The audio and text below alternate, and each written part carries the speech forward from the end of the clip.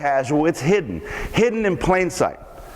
I didn't know it existed. The N-word was daily vocabulary. I didn't even know that was a bad word. Growing up, I learned that people who sag their pants are thugs. Growing up, I learned if you live in government-assisted housing, it's because you're too lazy to get a job and work hard like us. Growing up, I learned that these people get food stamps and sell drugs. You see, one day my dad was going on a rant about just that when a guy knocked at my door. So I went and let him in. The guy went and sat with my dad, handed my dad some money. My dad weighed out the right amount of marijuana and gave it back to him. You know, a drug deal. And then my dad took the money from that drug deal and he put it in his wallet, right next to some red, yellow, blue, green food coupons. You may have heard of them. They're called food stamps.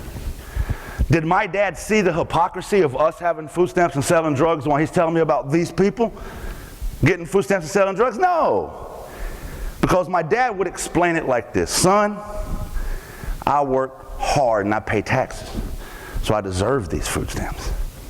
And I don't make enough money and I want to provide for you children, so I got to sell these drugs to make ends meet. You see the hypocrisy of that. The cognitive dissonance is cringeworthy.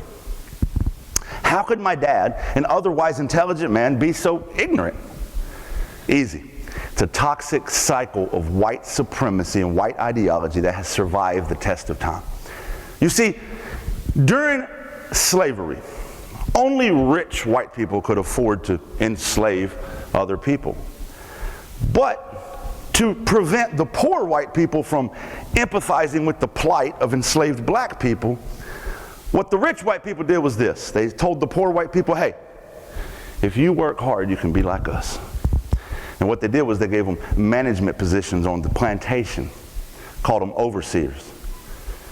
That way they were more important than the enslaved black people. The idea was simple. You might be poor, but hey, at least you ain't black.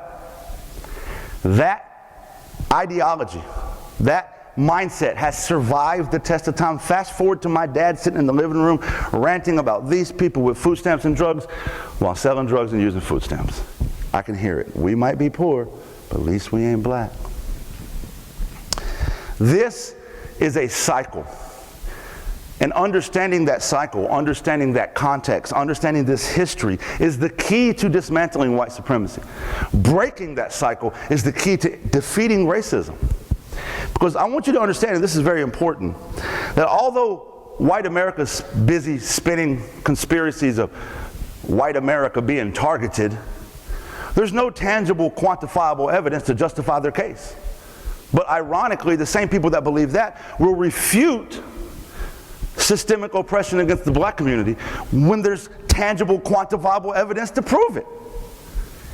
The United States Department of Justice statistics show a black man's 3 times more likely to be killed by the police than a white man. The United States Sentencing Commission has proven that a black offender will receive a 19% longer sentence on average than a white offender, same crime, same criminal background. A black mother is 4 times more likely to die during childbirth than a white mother. 22% of black Americans live in poverty, only 9% of white Americans live in poverty. If you're a black American in this country, you're 2.5 times more likely to live in an environmental justice neighborhood. That means you're next to a power plant, next to a waste dump, next to a structure that poses significant health risk, regardless of your income. These are irrefutable facts, tangible evidence that shows black America is disproportionately disadvantaged in this country, yet the vast majority of white America calls that government lies. Refuse to believe it exists. But yet somehow we're the ones being targeted.